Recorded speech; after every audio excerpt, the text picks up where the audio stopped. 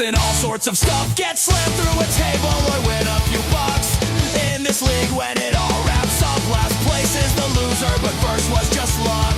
And in this case you'll figure out we are the wrong way roundabouts. We'll talk some shit and make things up. We'll complain about it all a lot, but I love this stupid league.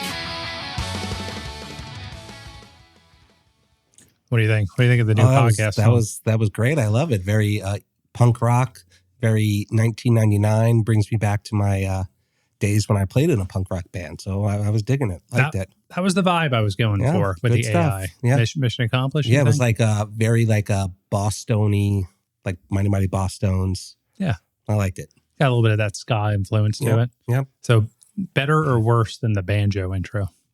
I think they are both equally awesome, but could be 30 seconds shorter. 30. I mean, that was only 30 seconds. No, wait, was it? Yeah. Oh my God, it felt like 5 minutes.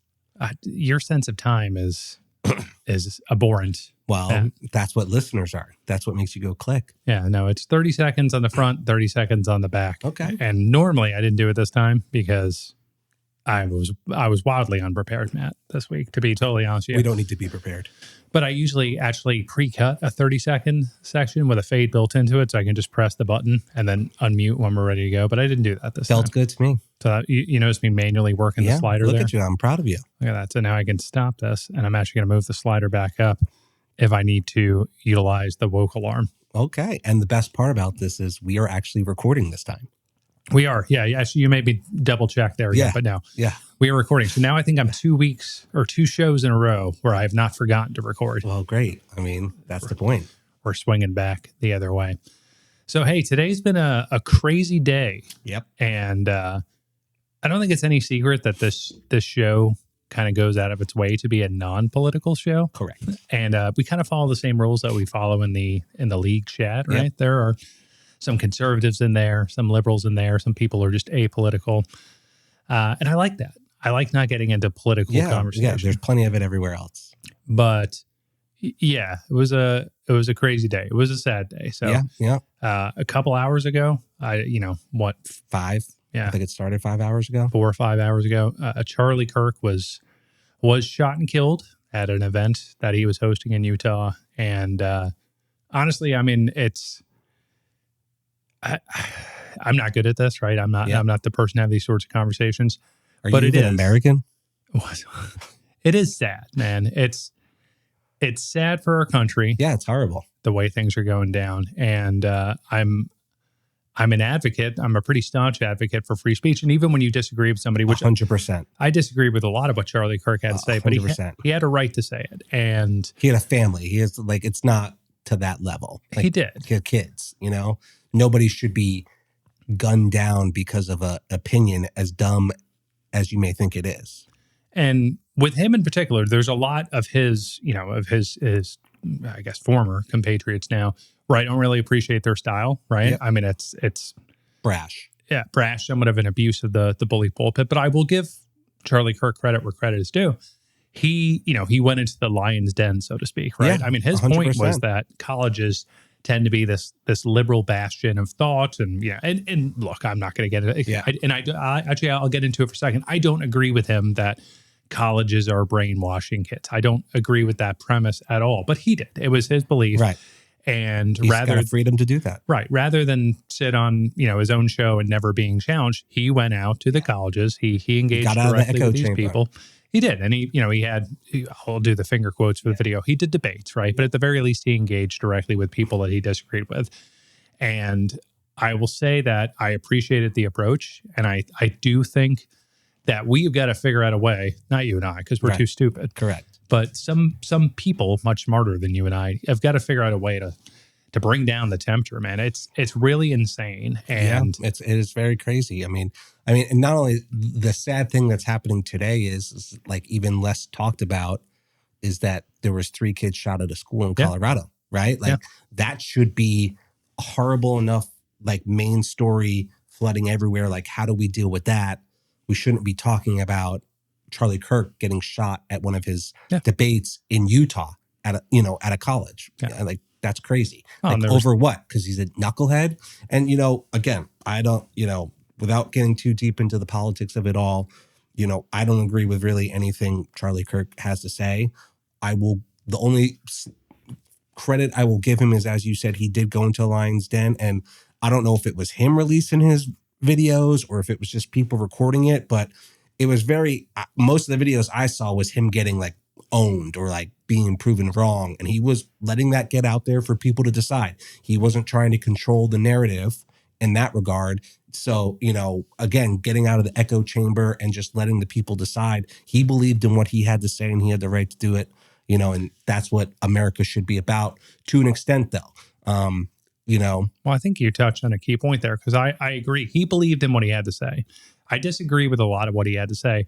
And I think there are a lot of people out there on the left side, on the right side, that don't believe what they're saying. They're out there to just either get hits on TikTok or Instagram or whatever, or they're pushing a narrative, or they've got political talking points that they've got to accomplish. They're spouting bullshit that they don't even believe because they're supposed to do it for whatever purpose it serves, right? Charlie Kirk, for all of the points that he made that I disagree with, I never got the feeling that he was espousing anything other than genuine personal beliefs. Correct. Didn't 100%. agree with him, but I think he was authentic. He wasn't doing it for the clout. Yeah. And, good or bad, whether you agree with the things that he was saying, he at least believed those things. And, there's a lot of people out there who are on one side or the other who don't believe what they're saying. They're just found a lane that they found they can be successful in, whether they believe what they're saying or not. There's a lot of people trying to have mic drop moments or viral like comebacks or whatever, as opposed to actually engaging in any sort of authentic conversation or trying to understand where the other side might be coming from, or genuinely in good faith trying to convince the other person of your side, right? Mm-hmm. There's very little authentic, genuine debate anymore. And, there was a moment in our chat, I can't remember the context of where it came up, but there was some political point that had come up, and it was Chris Lipp had tried to engage in it. We all kind of ha-ha'd, LOL, we don't talk politics in this chat. And Chris made the point. He's like, guys, man, like if we can't even talk to each other about this shit, like I can talk to you guys, not get offended. Then like we got a big problem. That is the problem now. It is the problem. And, that's why I will give Charlie Kirk, with whom I disagree with vehemently on many issues, I will give him credit for going out there and engaging in conversation. Now, I think you might say that a lot of what he was doing was the gotcha, the mic drop moment. It was. And he still doesn't deserve to die for that. No. Obviously no one does. But the guy also, aside from those videos you see of him, debating 100 people on a college campus, he routinely visited podcasts and, he would go on liberal podcasts. He was on the Bill Maher show not too long ago. Yeah. And he would have people with opposing viewpoints on his podcast. These are what I consider long form conversations. So I agree. Yeah. Did he hit the TikTok algorithms and go for the quick mic drop moment? Sure, he did. But I think he did more than that. And, I think it's bad, man. I think it's bad news. That might be the most obvious understatement of the year. But I don't think this is good for anybody. I think the worst part about all of this arguing is no one is listening to the other side. Yeah. So I'll play this and then we'll move on, because I saw this pop up on Twitter, right? And it's a short video from Charlie Kirk. You should see it on your screen there. I'll warn you in advance, the audio is terrible on here, so I might have to pause here and help kind of narrate a little bit. But the video here, for you folks who can't see it or just listen to this, it's Charlie Kirk. He's doing one of his many engagements with the other side, and just a quick 30-second clip here. But question. Sure. What was your name again? I'm sorry. So this is, a liberal person saying, I got a question for you. And he says, what was your name again? I'm sorry. So again, apologies for the audio quality. I don't think I told you. My name's Mercury. Nice to meet you. Why are you here? Okay, I'm Why are you here? She asked him. been asked that question a lot. First of all, that question should not even have to be asked. But when people stop talking, really bad stuff starts. When marriages stop talking, divorce happens. When civilizations stop talking, civil war ensues. When you stop having a human connection with someone you disagree with, it becomes a lot easier to want to commit violence against that group. What we as a culture have to get back to is being able to have reasonable disagreement where violence is not an option. You think that's not emotional? I mean, I'll pause it there. There's another few seconds of this lady talking about emotional violence. I'm with Charlie Kirk on this, whatever the fuck that actually is. But, especially in light of what happened today. It is as true could be. the smallest sliver of issue that I have here, every single word he says is true, but he's also there to start some shit. He's there. He is not there as like this, I am this, messenger of peace. We need to talk. We need to talk this out. He wants to get some people fired up. He's not there in this innocent, everything that he said. It is unfortunate to hear it come to fruition. It is horrible, that is just tragic, but he's faking a little bit in this, because he is also there to he's not there to just be like, I just want everybody to talk, man. Let's just talk this out. He wants to get some clips, fire some liberals up. So look, you and I are not qualified to have a meaningful conversation on this, but look, if it's true or it's not true that he's there to stir shit, or if he's there to at least crack the door open, and in a lot of conversations or fights, whether it's with a friend, a wife, whatever it is, right? Sometimes conversations start out hostile and you end up finding an equilibrium, and then they become meaningful, and they become life changing. Yeah. And whether or not he was out to do that, I think he was a genuine guy. I think he authentically believed in what he had to say. Doesn't mean I agree with it, but I give him credit for that. And and he was killed today, and that's horrible. That's unfortunate. So we'll leave it. My sincere and honest condolences to Charlie Kirk's family. Prayers out to them. It's just horrible. Yeah, and that's it. That's the last political message we will have on the wrong way roundabouts. You have to be, honest, right? That's what people come to listen for. Is we're just a couple guys living in a neighborhood. If we can't have this conversation on a podcast, Yeah. All right. Rest in peace, Charlie Kirk. Sorry it came down to this. All right. On to ad reads. Yeah. Our sponsors are going to pull out. We kind of led them in on a dark path here. Well, yes. I mean, so we made them wait for it. I'm going to have you start out with Matt's exterior washing. I need you to do this upbeat. I got this. To reset the mood a little bit. We dragged everything down. Let's go. All right. Did you see him out by the front of the neighborhood? I did, and it was, they got a great operation. He looked like it was just burning and turning. Everything looked great. I know everybody who's used them in the neighborhood. Everybody speaks super highly of them, always happy with how it turns out. A lot of times with the pressure washing, especially someone who doesn't know what they're doing, you could see it and be like, oh, I just paid $100 for that, whatever. But you can see night and day difference. Definitely, highly recommend. Obviously, they're one of our sponsors, but even before they were a sponsor, I've always heard great things about them. They're proudly serving Cumming, Alpharetta, surrounding areas. Gainesville, obviously they're a top-rated choice. He gets a lot of work in Gainesville. Oh, really? Due to the state of the city. Good. Well, I guess not good, but good for him that it's such a bad state. It's so dirty. But, they're obviously top-rated choice for pressure washing. They also do window cleaning, and they do holiday lighting services, which, look, none of us want to get out there on a ladder, Chevy Chase it. We just want to pay somebody else to do it. I know me, it may not be as rewarding as doing it yourself, but I've earned this. I've done plenty of crappy jobs in my life. When is the last time you actually did manual labor, Matt? I've done it more times than I'd like in the last year alone, of doing mulch in the backyard and going through pulling out weeds. And you don't get the mulch thrown in for your sub $2,000 a year lawn service there? No. When you threw those numbers out, that's crazy. I think I spend $165 a month, and that includes all the weed control.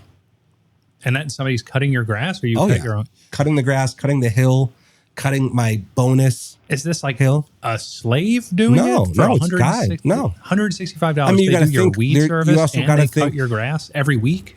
They do, but then come September, it's every other week. And then there's 3 or 4 months they're not doing anything. They're just doing weed treatment. Yeah. Right? So, there's 3 months, 4 months that they're getting paid, probably 5 months to when they even start coming once a month, once every couple weeks. It evens out. So, well, your math is already off. So $165 a month times 12 is what? That's 330 plus 1650. It's like 19 something, right? Yeah, 1995 a Okay, year. I also and then said garbage. Yeah, and your trash is $25 a month or thereabouts. Even call it $20 a month. All right, so then that's another $240. So you're over 2K right there. Around 2K. This was for 21, our listeners that are wondering why we're talking about this. I was proposing a $5,000 crazy a year assessment, but nobody was going to have to worry about their trash, and nobody was going to have to worry about that's like about lawn service. You would have to put up your own holiday lights, though. That would not. Matt Exterior Washing should be out here getting a neighborhood contract where he's putting up everybody's Christmas lights for $5,000 a year. We might be able to make that happen. He's doing pressure washing the house. Everybody's getting the full once a year, wash. I mean, all that stuff is happening. Right. So Matt's Exterior Washing. We love you. You don't need us anymore. You're a Brave sponsor now. Yeah. All right. We'll move on to the next one. Platinum Property with the old tagline, John, to make some shit up. I don't have to make shit up this week. We had a good run in with God, amazing. How about that draft party? It was fantastic. And just the weather was obviously perfect. That was a big factor of it. It wasn't like hot. It wasn't cold. No rain. It was just, I want to say maybe it was like a 75 kind of perfect kind of thing, especially after the combine. It was perfect. Nice little breeze in the air, but it was just the perfect setup. You had the sports on multiple TV, outside setting, inside cover if you want it, plenty of seating, plenty of parking. I mean, it was perfect, obviously, for a draft party, but you want to get some friends together and watch, college football or the Super Bowl, or have a baby shower, and you're going to have some husbands there who want to watch some football, or just entertainment in general. I mean, a lot of things you could do with that place. So you're going to get a free plug on this one. Only fair, since you gave us a free event space. Yeah. This is not even technically Platinum Property. This is a dual advertisement. This is for events at West Maple. Yeah. So that's a separate business that also operates at the haunted Platinum Property compound, right? There's multiple businesses within that, portal to hell. But this is events at West Maple. It's an entire event space that you can rent. The area that we were in is like an outdoor party shed. They got a garage, like Matt said, multiple TVs out there. Bar you can hang out at. Yeah. They got an outdoor patio, bunch of tables, seating. Fire pit that is stocked ice chest for us to put our drinks in. But beyond that, if you want to, there's a whole. Did you see the venue behind it? Oh yeah. Yeah, you could do like wedding receptions. You could do all kinds of stuff. It was very versatile. Yeah, and then I think that was the space that had the haunted basement that we're talking about doing the same. I didn't go in there. I did not go in there. I did check with Todd. He's still up for that. I also heard from Michael Crispin, who does not listen to this podcast. We'll have to tag him in it. He has a relative that used to do ghost hunting, Matt. Oh, wow. And I was like, this is perfect. I need an intro to this guy because he can come. We can get like the e-meters out. Oh, yeah. Does it go? That's Scientology, isn't it? That's not ghost hunting. Same thing. It is similar, actually. Yeah. I think they're always hunting thetans, whatever the hell they are, right? So, yeah, all right. Yeah. Beyond, something's dumb. Don't ask me. I say everything wrong. I went to a Scientology center once. I can't even imagine how creepy it was. So, me and a friend of mine, this guy named Brock, which Brock, if you're listening to this, I'm sure you're not. I'm sorry, because the story might be a little bit embarrassing for you. But Brock's a good dude. I love Brock, but he's a little bit on the impressionable side. And we're driving around one Saturday in our, early to mid 20s before we had kids, doing what you do, bullshitting around. Yep. Yeah. And gas was 85 cents a gallon. You could do that. But I love my wife and my kid. Yes, I do too. Yeah, it was fun. And we're cruising around looking for things to do. We're in Roswell, and Roswell has a Scientology office there that you can go into. So we're like, let's go into the Scientology office and check it out. So we go in there. It's pretty much exactly what you would expect. You walk in, like the opening foyer is a library with like hundreds of L. Ron Hubbard books. Oh my God. And the guy has actually written hundreds of individual books. Yeah. So it's not like 100 copies of Battlefield Earth. He's right. All sorts of stuff. Every week he's probably pumping out a book. So you go in there and they're like, hi, it's nice people. And they're like, what are you here for? And I'm like, I'm confused, lost in life, looking for your help, Church of Scientology. And they're like, oh, okay, this is great. Just hang out here, check out some of L. Ron's books, which we did. They didn't give us any free books. They did give Brock a free book. I think they realized early on that I was a lost cause. But they're like, hey, so why don't you come back, talk to one of our pastors. I don't really know what the hell you call an elder. Yeah. That's something weird like in that. the Church of Scientology. But what they do, this is how it works. And I saw the e-meters. They did have e-meters there. They didn't let me do one. They did let Brock do one. But they take you back into an office first, right? And they give you a personality test. Right. And I'm here having fun. Correct. You're not giving them dead serious answers. Right. So, and the personality test is one of those tests where the answers are, it's shit. Like the example I gave was when I was talking to Alex about this the other day. They're like, have you ever felt sad or depressed? Right. And I'm like, no. Have you ever felt like you didn't know what your purpose is in life? No. Like I'm positively bombing the test. I'm not giving them an ounce to work with. Nothing to work with. So I handed my test. The guy, he leaves to evaluate me, and he comes back and he's like smirking. He knows that I'm being a jackass. And he says something to the effect of like, oh, well, Mr. Black, you seem like a pretty well-adjusted individual. Oh, wow. Is there anything else I can help you with today? And I'm like, you tell me. And I'm right. Like, that didn't pass the test? Right. Do I need to get on the e-meter? I did actually mention the e-meter, and he's like, I think you're okay.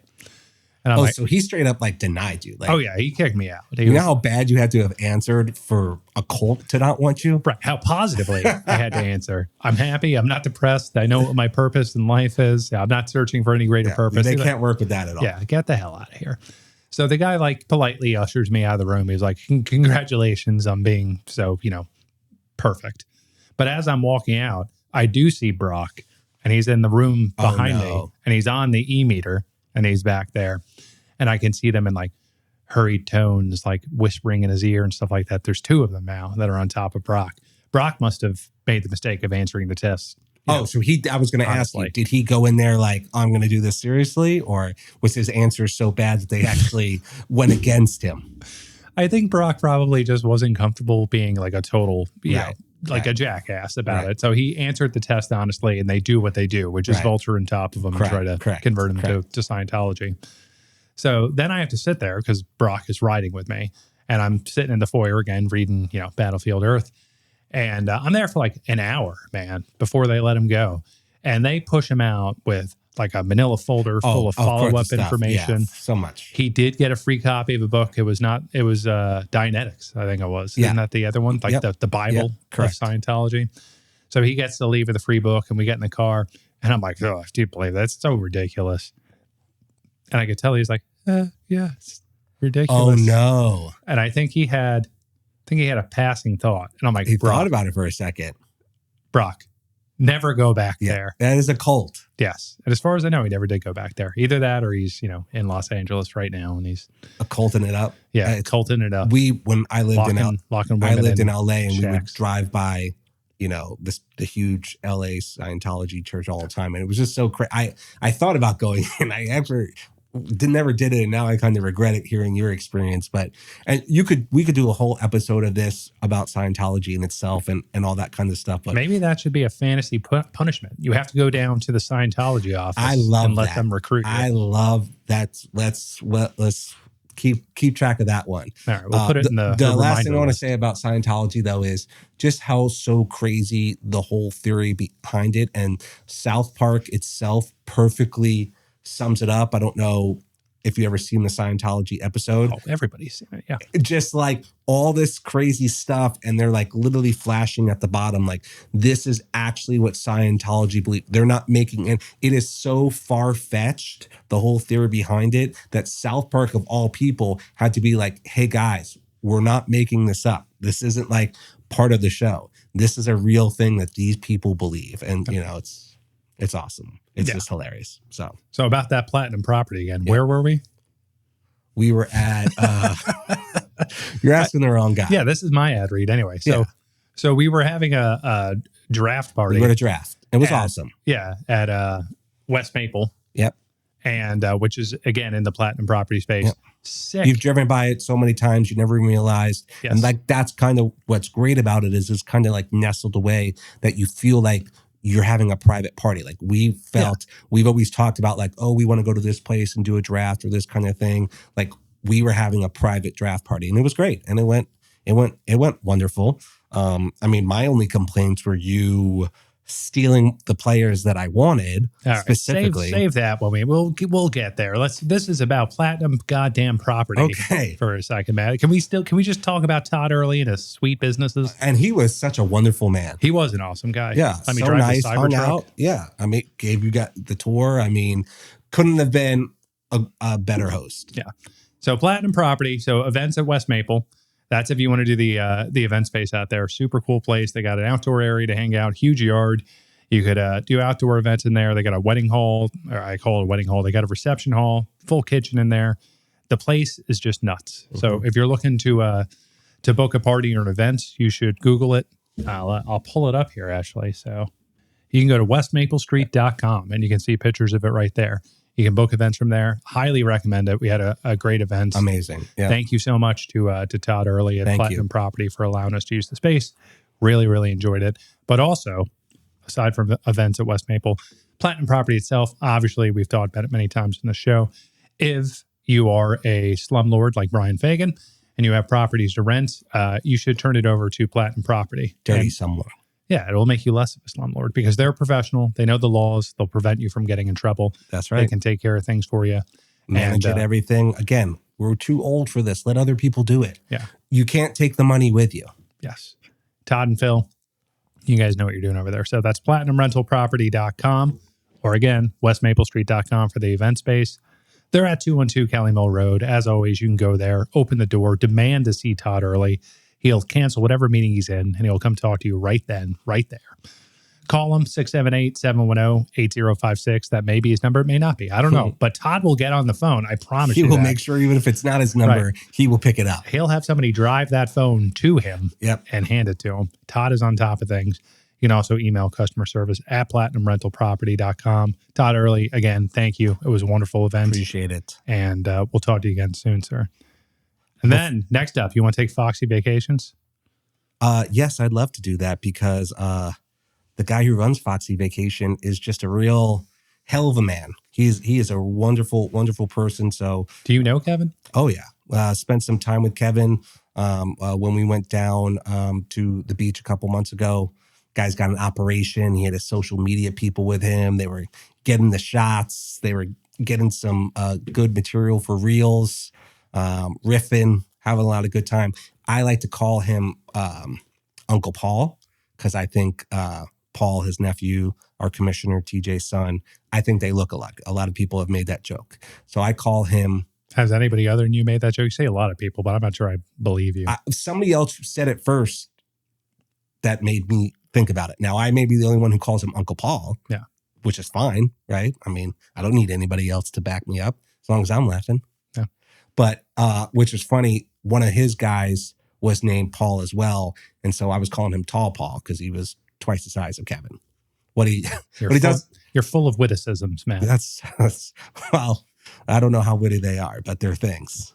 But definitely, I know while we were there, he was showing us some of his properties. He's got beautiful places, small group of people, multiple families wanting to throw in, places that have pools, places that are right on the water, places that are secluded if you want that, basically. Misdemeanor Manor on the Floribama shore. Yeah. I mean, they've got, tons of great stuff. And I know him, he's the same, way that he will go above and beyond to make sure, the little things are there waiting for you, make sure everything is, if there's any issues while you're at the place. I mean, look, these people do everything they can, but normal wear and tear is going to come up. And really what on these vacation rentals that I've always found, the best part the refreshing that makes me go back and book there again is when something comes up and it's like, boom, they take care of that right away. It's not ruining your trip. They're doing everything they can to make sure. Does Uncle Paul or Tall Paul come themselves with the hammer to fix the problem? Yeah. Okay. I guess they're social media / fix the problem guys. I wouldn't, and Kevin, if you're listening to this is not meant as a like an insult, but Kevin doesn't look like the handy type to me. He looks kind of like fine bred and posh. He looks like he hires people to fix things. I mean, it's, again, good. He's too old to be doing it himself too. You can't take the money with you. Obviously, he's got a good operation. He's making enough profit. Have somebody else do it. Give somebody a job. Boom, he's helping the economy. That's true. Yeah, he is keeping the economy afloat. So how do we get in touch with Kevin Fox? All you have to do is you can find him on Facebook, Foxy Vacations. You can follow him on Instagram, Foxy Vacations CEO, because he's a boss. You can email them if you have any questions, info@foxyvacations.com. Of course, they've got a website, foxyvacations.com. And he's actually got this cool with this social media. One of the things that they do is they basically called Farm It or Flip It, where it's these shorts. He's got, I think, 2 8-second episodes of just Farm It or Flip It, fun little ideas. I apologize. I put notes in here, but you misread the note, and I'm going to leave it in. It was a good. He also has 2 8S of Farm It or Flip It. Yeah. So I did write 8 seconds. That looks like 8 seconds. Matt, if you would shut the fuck up for 5 seconds, that's gonna be another. I'm gonna add that to the agenda later. I'll explain to you what that means. Jesus Christ. All right. He also has 2 episode 8s of Farm It or Flip It. So I was checking his Insta, and he has 2 new episodes of Farm It or Flip It. But if you watch the title card, they're both episode 8. Oh, yeah, that wasn't written good. Well, I understood it. I wrote it. Right. Yeah. So, in your mind. So Kevin, read that. Kevin, just so you know, you need to retitle your latest Farm It or Flip It. That's not Tall Paul's fault, though. That's not Tall Paul's fault. Here I am. I'm talking up Tall Paul, and you just instantly just like throw him under the bus. Tall Paul is going to be in the unemployment line for that. I mean, one. seriously. And why I may be defensive is because I have PTSD of all the mistakes I made that I thought you were going to edit out the last time I was here, which I'm pretty sure you edited some of your own out. Oh, I did. Yeah. Yes. Yeah. But you know what? I am very tough spirited. I give a lot of it out. I can take a lot of it. Yeah. I edit my mistakes so I sound clear and professional. I'm sure. And I edit out anything that will get people in trouble. Other than I leave everybody else's mistakes in. It's your show. It's okay. But yes, Mr. Fox of Foxy Vacations, you have 2 episode 8s. You need to retitle one of them, preferably the newer one, to episode 9. But I don't care. You can buck the trend. You can call the old one episode 9. It doesn't matter. Yeah. It could go with 7. Nothing wrong with episode 7. I mean, he would have 2 episode 7s and you would be back in the same boat that you're in right now. But just go episode 69. It could be like The Sopranos, who could have season 6 and season 6B. Well, couldn't it be 8A and 8B? Could be. Still maybe is it a 2-parter? Did you watch it? It is not a 2-parter. They're 2 separate properties. Okay. Yes. Well, good point. Get to work, Tall Paul. Yeah, come on, Tall Paul. Pull it together. All right, that's it for our ad reads. There is something I would like to say. Sure, please. Before we go any further. And this is going to clear up some chats, some questionable things. You know, I'm going to come a little bit clean that I didn't realize I was doing, but I guess it turned out to be a thing. There'll be some free advertisement in here as well to my favorite place. But so BB's Bagels, Bronx Bagels. I have been known to say whenever I am fluffing the place up, because I do love it, it is a great place, that what makes their bagels so good is they get water from New York shipped down. And which is preposterous. Well, but that is what makes all the bread products in New York better. That dirty, whatever disgusting water has that New York flavor in it. That's what makes it so great. But here is the only sliver of, I wasn't making this up. I wasn't lying about it. This didn't just come up in my head that I just thought it was a thing. I went. They've just reopened Shiloh Road, a very weird office complex. Don't feel great about the location. Yeah. Hopefully it's just a temporary place. They had to shut down on day 2 because they flooded it because they're dumb. It is literally like an insurance place. It just so happened they're selling amazing bagels and coffee and crumb cake and all kinds of great stuff. I asked the gentleman who I know has worked there for years. I was like, hey, man, I just got to know. Did I make this up in my head, or did you guys ever at one point get water shipped down from New York, or am I just crazy? He said, no, we never did. And I was like, damn. He was like, but we told people that all the time because people just wanted to believe that's what made our bagels better. They would bring that up. He's like, I don't know where it started, but yes, we did tell people that. We did play into that. We didn't deny it if somebody asked us that. So So I don't think anybody thought you were lying, Matt. Well, I mean, I've been known to exaggerate some things. I think we all assumed BB's was lying, much like they lied about the cause of the fire. They didn't start the fire. But the reason I fault you is it's like, yeah, it was the Santa Claus myth, Matt. But it's not that crazy of a thing. My father, when I asked my dad, because then my first person to go and blame think for about this, how heavy water is.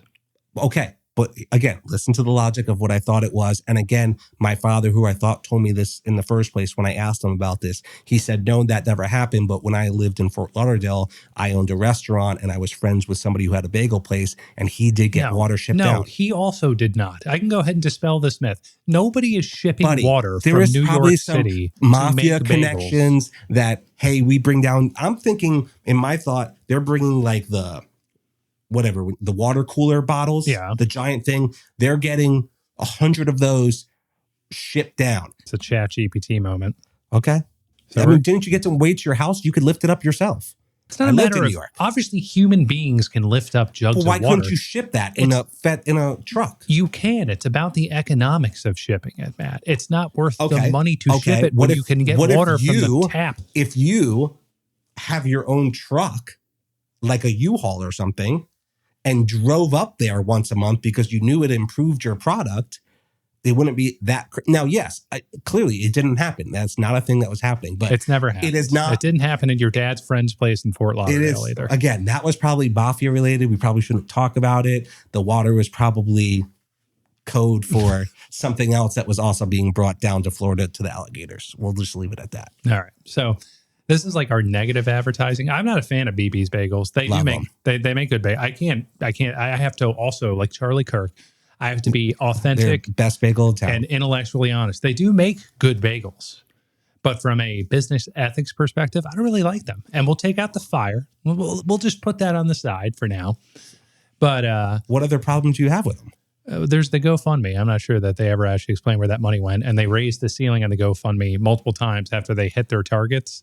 They did say they were paying their employees and that things took longer than this. And look, I think GoFundMe, as great as they are for people that they've been able to help out, it's also become like a crutch for society, right? Like, and you take advantage of people's hearts who are willing to give, it's not like somebody on the street that you can just like kind of just like ignore. It's like you have no. What does this have to do with them raising the rates on GoFundMe? Because I'm saying GoFundMe, I think, I don't know how often that you contribute to like GoFundMe, but I feel like it's a very common occurrence thing and people raise things all the time. And again, which I think is shitty when anybody does it. Right. But it's not as viewed as shitty as you're making it seem to be. Yeah. All right. But then, more ethical problems we have. There are a number of threads that you can find on Reddit about BB's Bagels and on Facebook too, where it's ex-employees that are hinting that the owners were not the nicest of people. But then the last thing is they got this sycophant, Charles, whatever the hell his name is, on the page that actually was trashing the bagel hole. And do you have ownership in the bagel hole? No, but I think it's shitty. I think it's two small bagel businesses that are both trying to just keep their heads above water here. And from what I read on the Facebook comments, the people from the bagel hole actually helped out BB's when they had their fire on there. And now you got this lackey out there trash. Did that happen recently? Yeah. I only asked that because I know recently there was like a thread. And is that what you're talking about? Where it was like somebody posted a bagel and somebody was like, which bagels, BB's? Yeah. And they were trashing the bagel hole, which is better. They were just getting, it is not better. It is better. Not.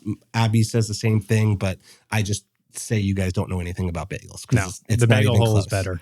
Everybody, hey, some people like Dunkin' Donuts bagels. So there you go.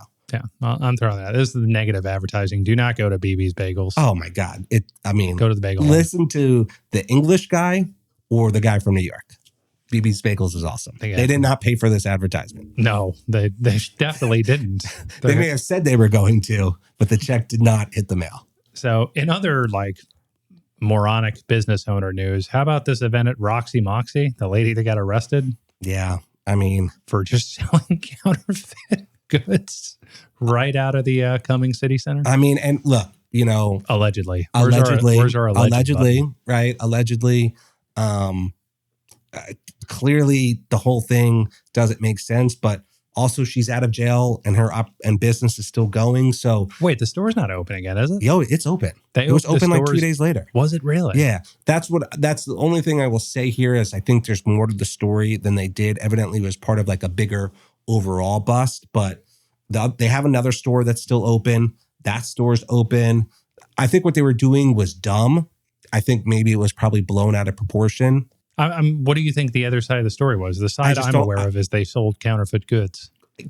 I think they were, yes, they were making counterfeit goods. Like you can't sell Atlanta Braves or Atlanta, Falcons or Georgia Bulldog merchandise without, having the trademark and money going to it and all that. But that doesn't upset me. Like, oh no, the Atlanta Braves didn't make, they're trillionaires. Like that doesn't move me. I'm sorry.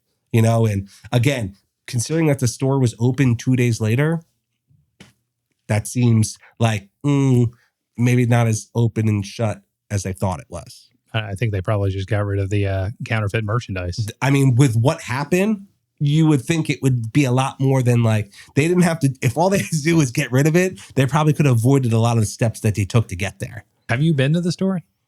Yeah, like forever ago. Abby's gone there. She shopped there. So Abby was in on this then. She's not in. We don't have any of the stuff. No. She making the goods? Has she bought, her cricket? knockoff Morgan Wallen Braves? Here's the thing that Abby brought up, right? You can go on Amazon and buy anything of like Braves, Falcons. You name the brand, you can buy it as a knockoff. How do they get away with it? I don't know. I've never bought knockoff. You can go right now. You could search Atlanta Braves merch, and you can buy knockoff. Can I search Atlanta Braves knockoff shirt? No, just search Atlanta Braves. Don't even put knockoffs. I want to know. I want them to declare it as a knockoff. Right. That right there. That's not. What? What are you pointing at? That hat right there. Look to see who's the seller of that. Outdoor Cap Shop. You think they're paying for it? Yeah. I don't think they are. I don't think that's an official hat that they bought from the Atlanta Braves. See, put in shirt. Now I think you're trying to slate the Outdoor shirt. Cap Shop. Put in shirt. Atlanta Braves shirt. Okay. Do you think Lucky Child paid for Lucky Child does look or a little suspect. ETK WKPG? You think that they have official Atlanta merch? I don't know, but I think Vivameng is definitely an authorized Atlanta, right. Atlanta Morgan Braves. Wallen. So I'm saying I thought Morgan Wallen was a country singer. Is he a Braves player? They have like he's got a very big Braves song. Yeah. About when they lost I don't know, it was the playoff 19. I can't think of it, but there's like a Braves jersey that they sell like an official version, but you can buy as you see the knockoff here. What about Extreme Apparel? Right. Apparel spelled with 2 R's. Right. Look, so that's my point. There are these ways that you can like go on Amazon and buy. There is some kind of law that they're able to kind of skirt around. All right. Menly Baby? Do you think they're legit? I do not. Licensed champs. Do you think they're paying for the license? Probably not. They're not the champions or anything. Their name is a lie. Their name is Licensed Champs. Their name is a lie. Surely that's how they up it up. So, look, not official. I think Ronald Acuna gets $2 of every Licensed Champs shirt. Okay. Could there be a side deal? Maybe. Look, actually, they do look legitimate. They have their own Amazon store. Oh, everybody has their own Amazon store. All those weird places we were calling have weird Amazon stores. It says officially licensed. Oh, okay. Hold on. I want to go to Vivameng's store. So what you're saying is you don't believe BB's Bagels was upping their cap for good reasons, but you're just willy-nilly ready to believe like, oh, they've got a shop. What does that mean? Look at there this. You go. Vivameng. Right. So they have a shop. Are you buying something from them? Look, American Flag Clothing Series. Vivameng sells American flags. They have to be legitimate. There you go. I'm going to be honest with you. I'm actually starting to think maybe this is legitimate. All the grammar is correct. It's still made. Well, it's probably not made in America, but here you go. Here's some shirts from the Sandlot. I'm sure Disney's getting their cut. Yes, I'm sure they are. So that's all I would say about that. All right. So you're an advocate for Roxy Moxie? I'm not an advocate. They obviously did some super sketchy stuff. And in this life, if you F around enough, eventually you will find out. All right. Well, moving on. That's it for our terroristic advertising campaign. Don't go to BB's Bagels. Go to the Bagel Hole.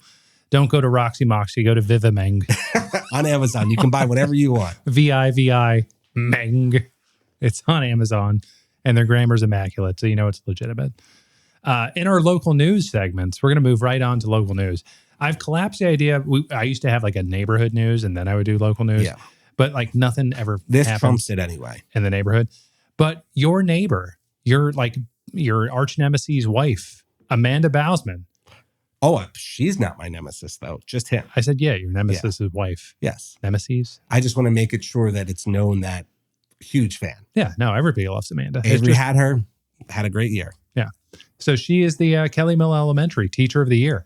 Yeah, good. Yeah, I mean, I think like she was Avery's teacher? She was Avery's teacher. He loved it. She did a great job. Would he agree with the Teacher of the Year? Oh, yeah, 100%. Yeah. I'm giving you room here to find the soundbite. There's like nothing good that really goes along with Teacher of the Year, as well as my kid going. Stupid fucking game. Okay, there we go. Get us out of it. We'll throw that on there. Kamat. Look at that. I'm going to edit that one out. Oh, yeah, I bet you are. That one's gone. You're going to edit out the mistake that you made. Yes. That means you have to edit that out, too. Now there's like 30 seconds of the show missing. Amanda. Congrats, Amanda, like on Teacher of the Year.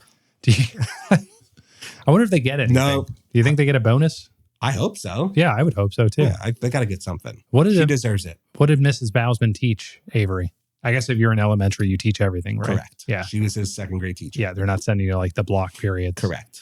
You're just not cut up yet. So yeah, great. She deserves it. Sean did absolutely nothing to help, and he was probably a roadblock in every single day of her life, and she overcame it and was still Teacher of the Year. Yeah. You got a lot of enemies, Matt, between Sean, Robbie, Andres now. I mean, I don't think it's me though. What's the saying? If you meet an asshole in the morning, you met an asshole. If you meet assholes all day, you're the asshole.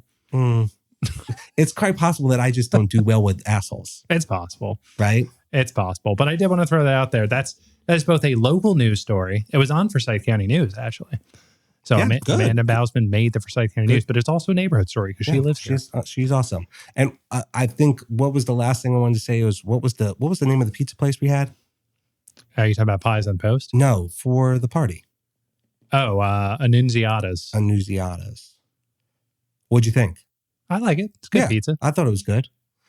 I thought they were some of the biggest slices I've ever seen in my life, and I don't know how anybody could complain about $16 for 2 to 3 of those.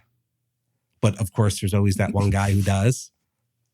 But I thought, and there was probably, there was an after party, and there's still 2 pies going.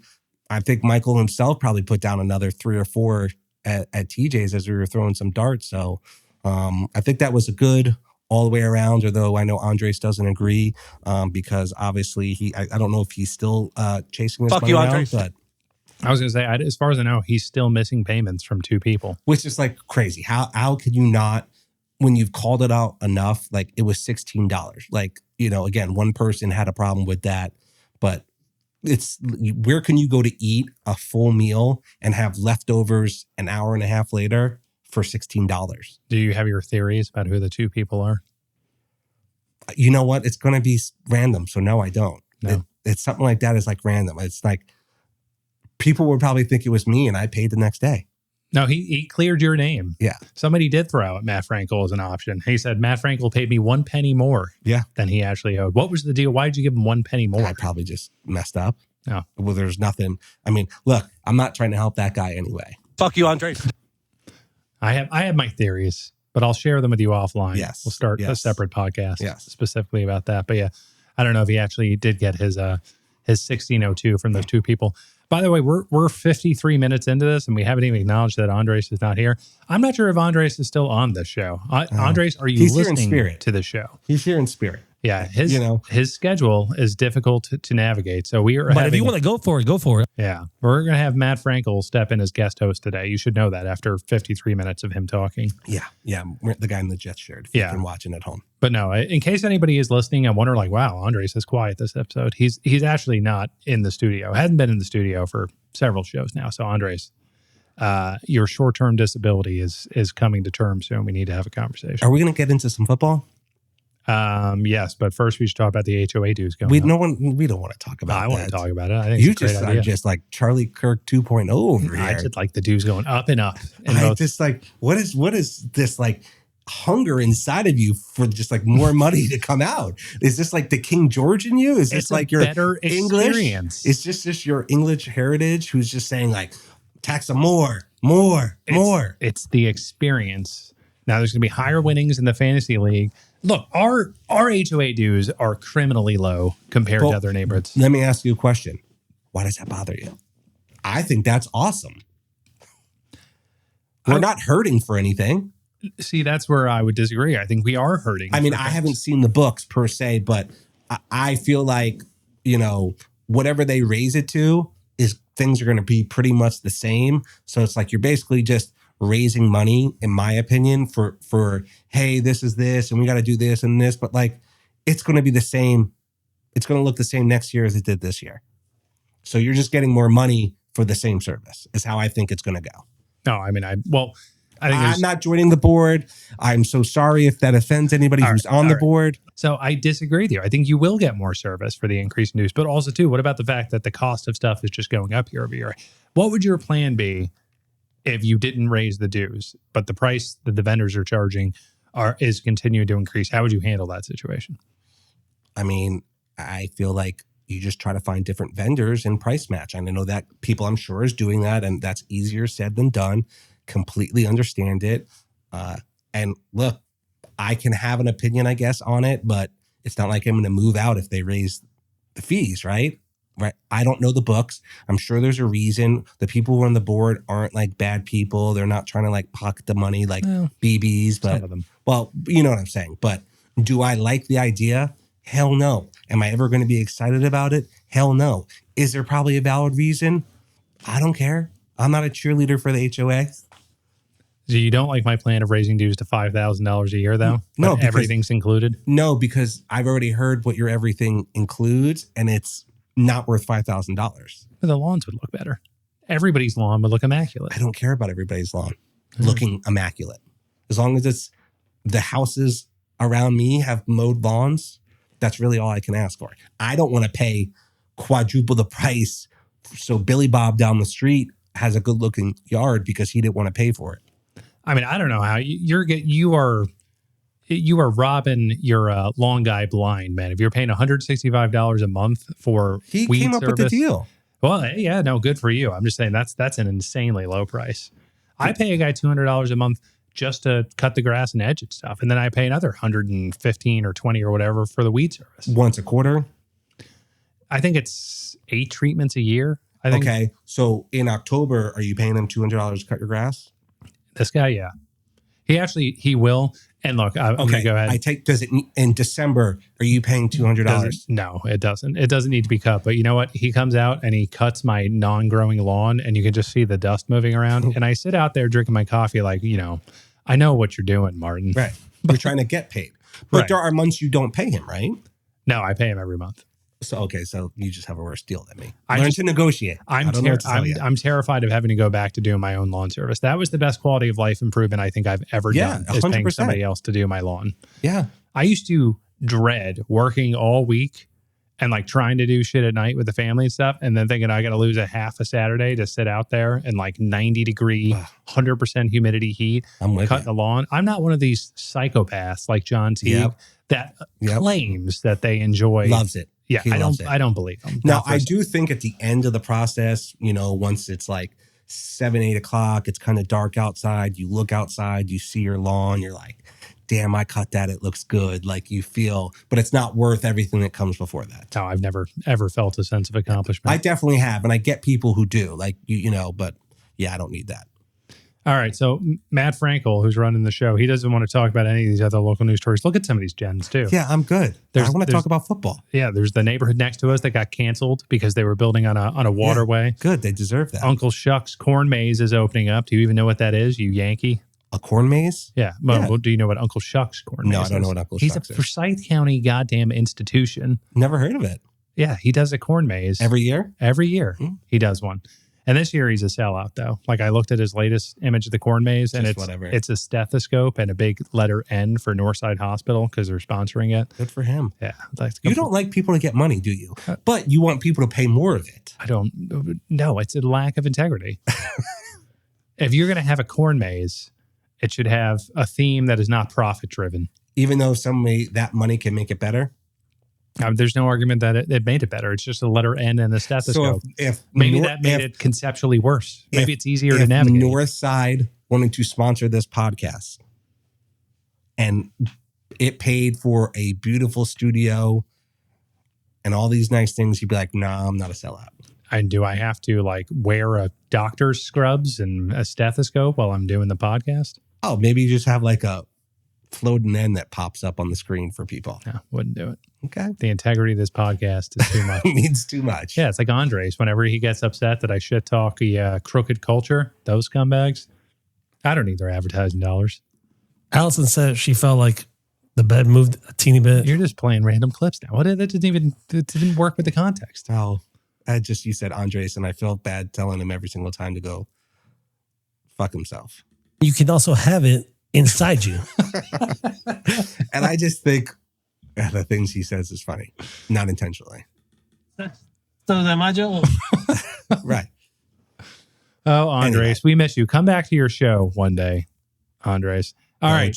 For the main story, Matt, since you don't want to hear about any local news, did I even have any national news? I did, yeah. The Philly baseball, Karen. How about that lady? Well, she deserves everything she gets. Touch on that. Fantasy football, week 1. Here we go. I got a sound clip for you. You're going to edit this out. The silence? Oh, sure.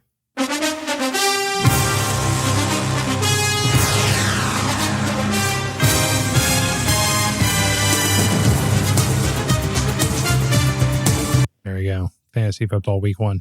I have to pay $100,000 to Vivameng for using that theme song for. See, look, you're playing seconds. Unlicensed music on here. I know. They're gonna have to send their. You're playing it from Spotify or somewhere where they get paid for it.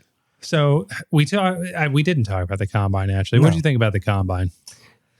It was It was my least favorite of the 3.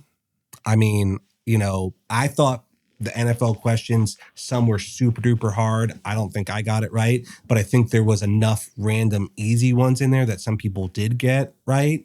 The spelling questions or the spelling bee was a complete failure. I think maybe like 1 out of 2 people even got it. 8 out of 12 got the spelling correct.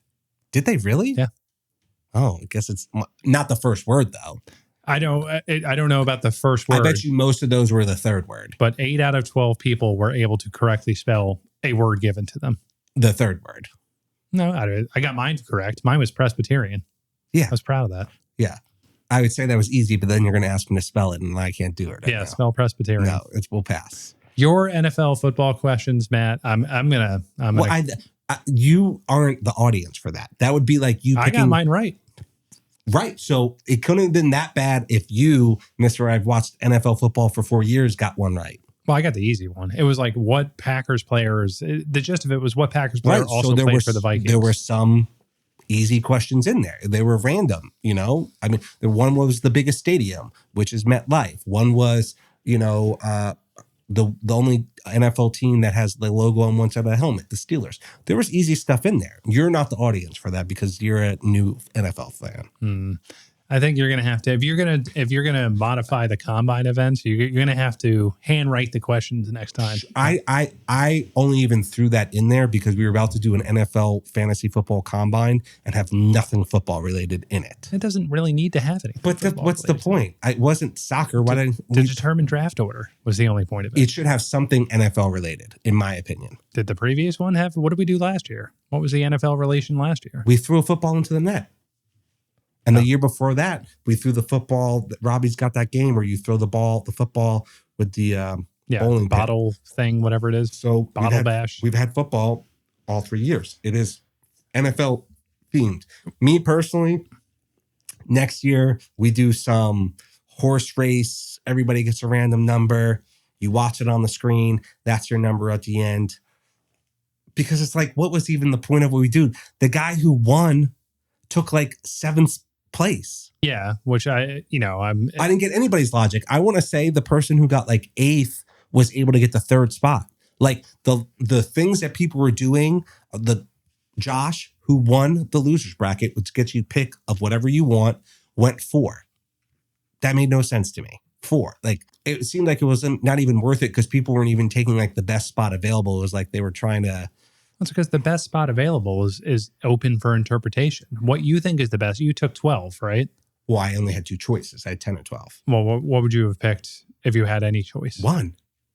You would have picked 100%. So last year, when you had the opportunity to pick 1 for Sunday. No, I didn't. I thought you did. No. I could have sworn that. No, whoever won the regardless. one was 1. I thought that you said in the past that you specifically don't want the 1 pick. No. All right. What would you have picked if you had the first pick? Would you have picked Jamar Chase? I probably actually would have picked Bijan. Bijan? Yeah. You because Jamar Chase had his lowest fantasy outing Of course ever? he did. Of course he did. And he's going to get better, whatever. I would have picked Bijan because I know he's getting the ball 2 different ways, right? And it just seems like this is going to be his year. It's almost impossible to go back-to-back, like, for Chase to match what he did last year, right? He's never going to live up to number 1 status 2 years in a row because he was the number 1 last year as well. So where did you land? What was your position? I picked 12th, but I finished where'd you second finish to in last. the combine? But my time wasn't bad, but I took the 90-second penalty, the hot dog thing, which I think that was a bomb. Like, that was just, it was gross. TJ almost threw up watching somebody eat. It was just like watching, wasn't fun. It wasn't like Joey Chestnut downing a hot dog. It was just watching old men slowly eat a hot dog, some dipping it into, it was like gross. It was disgusting. There was nothing good about it. Are you happy with your draft? My bench is a little weak. I picked up, unfortunately, way too many Browns, but we're going to see what happens.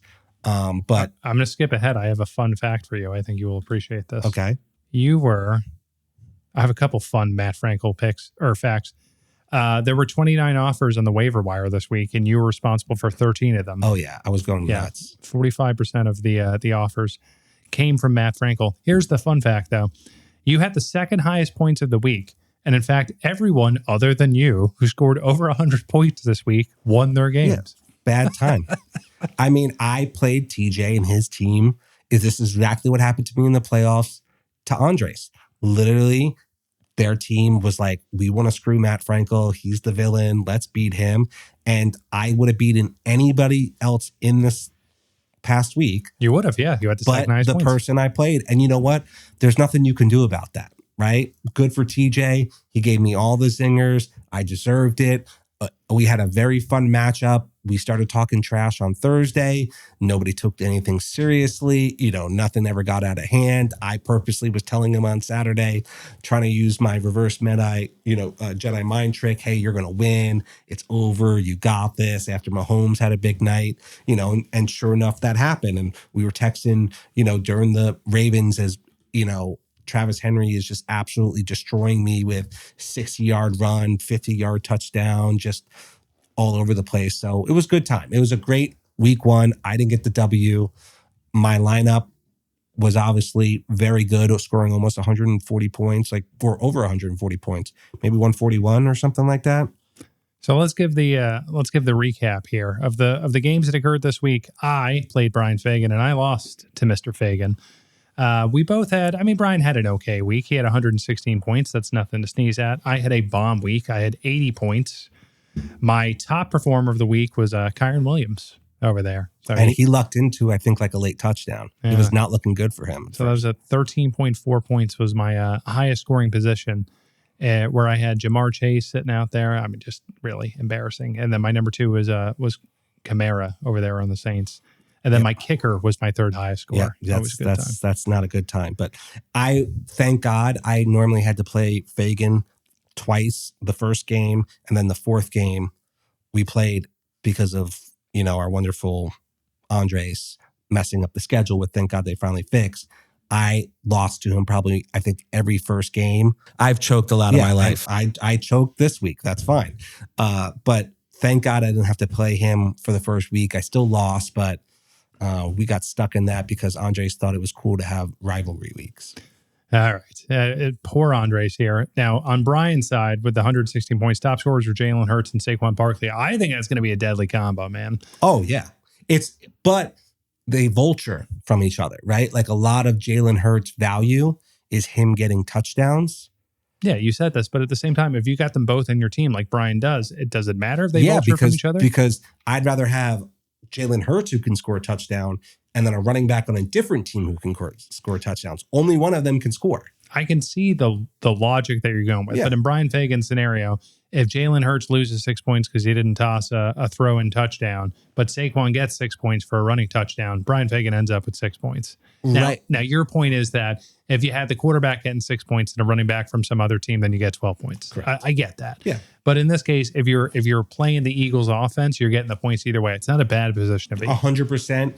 I think it's like to each their own, versus, hey, I want to draft a top quarterback too. I'll just wait and plug and play quarterbacks, right? It just really comes down to preference. And, normally I'm not the guy who like reaches out for a huge quarterback early. And I've been basically planting the seed with anybody who's asked leading up to it. I kept saying, hey, if you want Josh, you're going to have to take him in the first couple picks. Or if you want Josh Allen, you're going to have to take him before pick 9. Well, and you got him, and he worked out well. Well, I guess he didn't work out well for you. He did 43 get you points. 40, almost 44 points. It just didn't help you. Yeah. But going back to the scoreboard here, Josh Peresta lost to Tim Arts there. It was 100-87. Oof. Brock's top performer here was Baker Mayfield with a very respectable 28.5 points. It looks like from their top performers that Josh didn't have that bad of a week there. Just between the top 3 there, he's got 50-something points sitting on the top 3 performers. But I guess the rest of his team did nothing. And Tim's already out of a quarterback because Brock Purdy's hurt probably for multiple weeks. Oh, multiple weeks? I saw that he just probably wouldn't play this week. They think he's going to be out for longer than that? They said it could be. And then we've got, in our other matchup here, we've got CMC later, where Christian McCaffrey actually did play. That's Michael Crispin's team. Shockingly. Michael Crispin was the lowest scoring winner of the week with 97 points. He was able to get a victory by 2.2 points over Ben Zappenfield, who had 95 And points. I thought he was dead to rights on Monday night. Yeah. Ben had a defensive player. I think he was down maybe 6 points or something. Yeah. That can happen, but defensive player is a pretty good shot. He had a very good defensive linebacker. Good shot at getting 7 to 8 points. And I think, what did he get, like 4 or something? Yeah, I don't remember. I do know that Ben had Xavier Worthy, who went out with 0 points. 0 points. It was got taken out by Travis team. Kelce. Yeah, he feels really bad. Yeah, so Ben probably would have had it if he had a starting wide receiver in there, but Crispin gets the win there. Right, and there's nothing you can do about that. Same like me, right? Your wide receiver goes out. That's the difference. It sucks, but what can you do? And then in our next matchup, we had Chris Lipp with Heidi Ho Neighbors, this is his team name, with the lowest score of the week at 63 points is all that Chris Lipp's team was able to cobble together. His top performer was Bucky Irving with 12.5 points. And we kept the survivor in, I think. Yeah, we did. Yeah. So he's their first one out. Yeah, he's first one out. And Chris was number 1 in the fantasy power rankings right after the draft. So it shows you how valuable those things are. And I think TJ was 12 yep. And at the highest scoring team of the week. So ESPN does not know shit about ranking draft picks. But Chris Lipp, I'll edit that one. You son of a... Chris Lipp lost to Robbie Man, there's going to be a lot of editing here. Chris Lipp lost to Robbie Be a real man and leave it in. You know what? I'll leave some of this in to show I'm not perfect. Lost to Robbie's Super Lamario team. It is the return of Super Lamario because Robbie was able to get Lamar Jackson on his team, who put up a respectable, but not just respectable, like great 33 points with Lamar Jackson. So Robbie gets the win. So I'll ask there, as the other MVP or the reigning MVP with Josh Allen, how about that game between the Bills and the Ravens? Did you stay up? I did. Yeah, I did stay up. Yeah. And what do you think about the Lamar Josh Allen budding rivalry? Who do you think will be the top performing quarterback this year? I think the thing about Josh Allen is they both do a lot with a little, right? Like they're not looking at Pro Bowl wide receivers out there, Pro Bowl tight ends, Patrick Mahomes, as amazing as he is, for a long time has, Kelsey. He had Tyreek. He's had big guys. They just do a lot with a little. I'm a Josh guy. I'm a Josh Allen guy. You think he's got it in him again to be MVP? 2-time MVP? Yeah, for sure. It will be neck and neck, though. I mean, just as that game was, right? But when it came time to it, Josh did it. And I mean, I guess Lamar did it too because they did come back. Yeah, you can't take anything away from Lamar. It was an incredible game. One of the best games I've ever seen. But how many years in a row? This has happened a lot, right? And Bills don't always win it, but I want to say there was a year where they went against Kansas City and it was a nail biter to the very last second. I know they played the Jets when that was last year. Was it last year? Yeah, the NFC Championship. No, I'm sorry, the opening game. They always have very strong opening games. They have very strong opening games. The year that Aaron Rodgers went out hurt 4 plays in, the Jets actually came back at the end. There was back and forth. Jets won. They probably hardly won any games for this year after that. But speaking of Aaron Rodgers, I picked him up. Good. That's a good. I mean, 4 touchdowns in week 1. Here's the thing, though. He cannot move, right? So he got enough protection, but when the Jets they played a lot better than I thought they were going to do, but they're not a playoff team as things currently stand at this moment. If he plays the Ravens, he is not getting out of the pocket. He better throw that ball and they better catch it. He also got away with a couple interceptions that were dropped. His stats look great, and he made some really good throws. His wide receivers stood up. I think that's a good move. I think that was a wise pickup, but there's a little bit of glazing going on. I have 4 quarterbacks on my team right now. Because you're crazy. Yeah, I have Bo Nix, Aaron Rodgers, Jared Goff, of course. And Goff, why? Trust.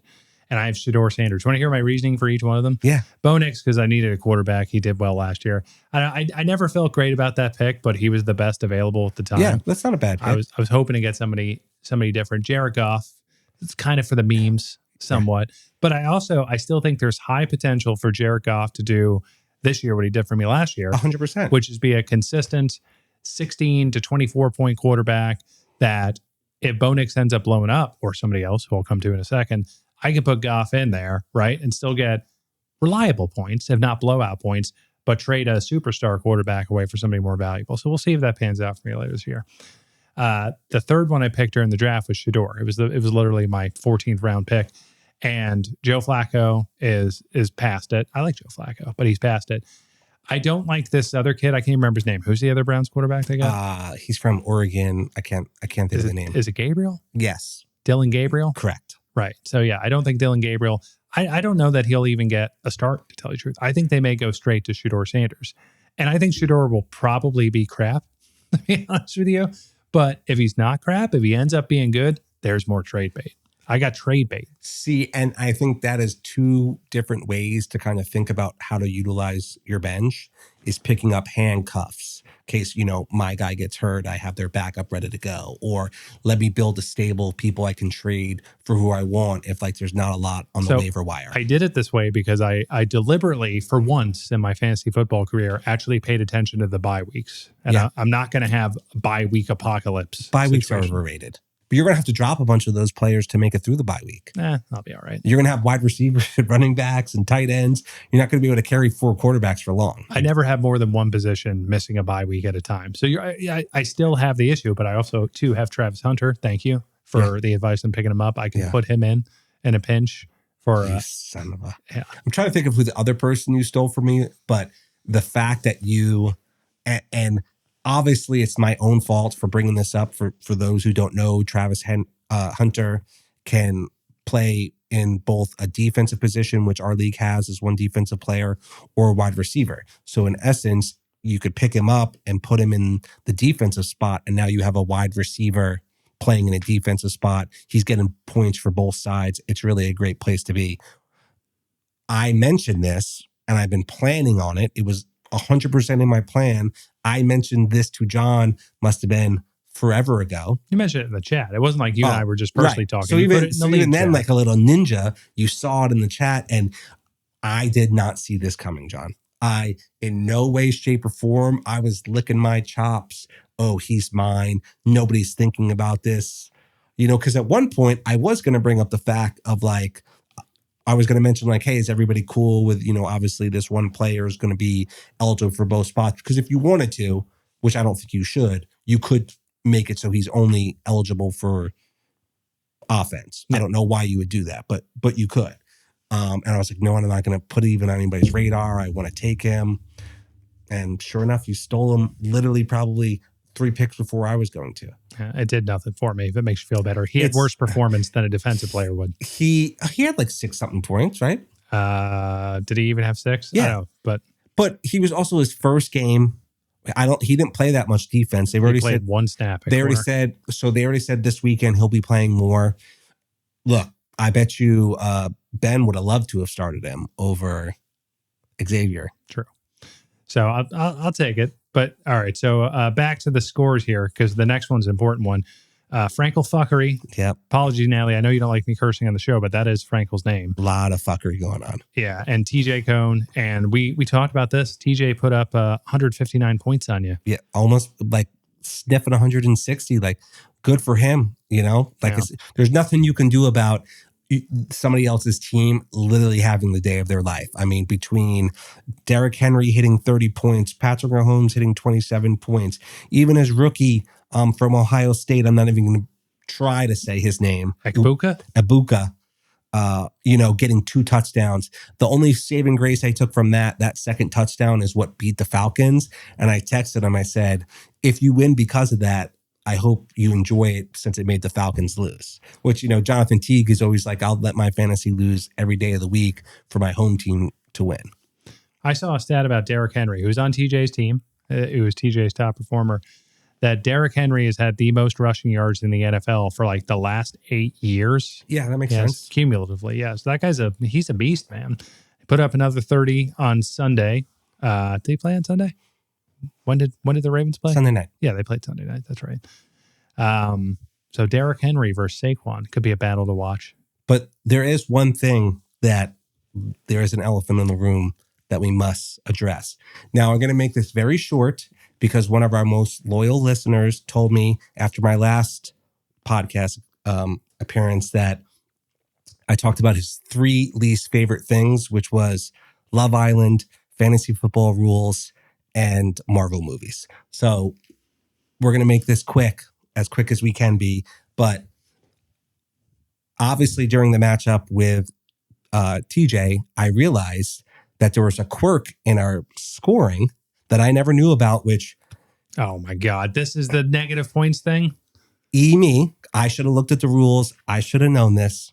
But this is the silliest rule. It's not. It makes perfect sense. How many All right, describe the rule for the people who don't know what we're talking about. So standard setting in ESPN. No, just describe our rule. Just describe our you rule. Lose. Because you're already trying to pre-position this as being illogical. So just tell what us is wrong with facts? Why does that bother you? I'm going to take it over then. This is the rule here. If you kick an extra point in our league, you get 1 point for making it. If you miss an extra point, you lose 2 points for missing it. But this is where Mr. Frankel finds a logical fallacy. If you miss any other field goal, a non-extra point field goal, it is negative 1 point. Correct. So Frankel believes that a missed extra point should also be negative 1 point. Or anything 40 and below is -2. I'm just asking for consistency. So last year, hold on, when you did not complain about this last year, which this rule was in place last year. It's been in place every year. Last year, if you kicked a 32-yard field goal, how many points was it worth? 3. So when you kicked a extra point last year, when it was a 32-yard kick, right? How many points was it worth? 1. So why were you not bitching about it last year? Why shouldn't the extra point be worth 3 points? Because it's worth what it's worth in the game. But why wouldn't it be worth the same value because each way? That doesn't work. It is not a gimme like you guys are saying it. It is a gimme. It really. There's a 95% success rate. There were 4 missed extra points this past weekend. Was an anomaly. You say that though, but literally the first opportunity we had to gauge, there was probably maybe 1 or 2 missed field goals. It's not the first opportunity we have to gauge it because this rule's been in the league for the entire time. And I don't think I've ever had a kicker miss a point. And there are statistics on extra points, and they're successful 95% of the time. You're punishing people by subtracting 2 points for something that is only worth 1 point. Standard setting, as I was trying to say, is they don't even subtract a point. If you just log in and start a league, Extra points, you get 1 point if you make it. If you miss it, you lose no points. We want to make it a little spicy and say, well, hey, if I miss a field goal, I lose a point. That's a field goal kick. I should miss. I'm totally fine with that.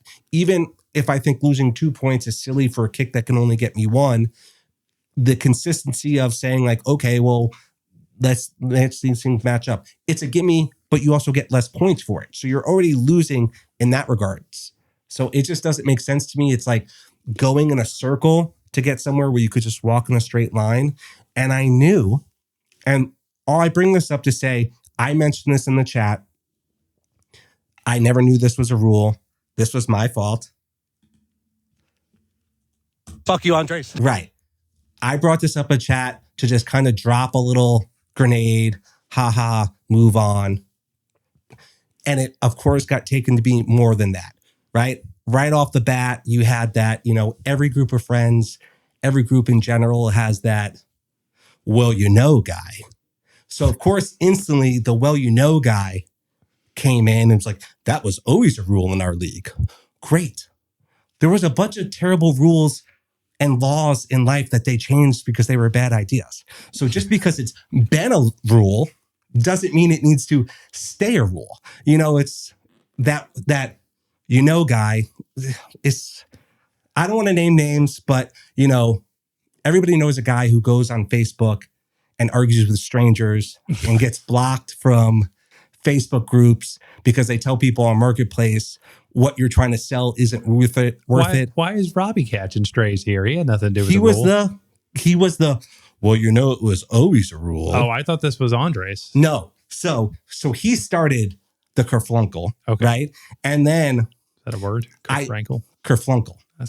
We're going to call you Kerflunkle. I think you got a new lead good. The last one came out of this, so might sense. So already right off the bat, it's going poorly because you had the, guy. Then Andres got very defensive very quickly, and 2-2 came together, and I was like, oh, this is an Andres rule, which makes total sense because he is the guy who makes things more difficult than they need to be. I.e., I 100% know it was his rule or his idea to do the previous draft order was decided by however you finished. So, and it was reverse order of that. So if you finished 4th, you had 8th draft pick. Makes no sense. It's not like you're keeping your team that you finished 4th with so that you should have a worse pick like they do in the NFL, right? So that was a ridiculous idea. 100% that is Andres' logic. Like there's no way. And so I knew when he started to get very defensive, I said, oh, you came up with this idea, didn't you? Next thing I know, he's like, well, there's 10 guys who would love to jump onto this league and take Frankel's spot if he doesn't like -2 points for extra points. And I was like, oh, it was you, wasn't it? And this is, look, I love TJ, right? That's why I love to be at the rule members, because if you catch him at the right moment, you can get your idea through. You've gotten the money raised twice by just randomly throwing it out there and catching him at the right time, and he goes with it. So Andres, clearly got some of his rules through. This was one of them. I called it out for being a terrible idea.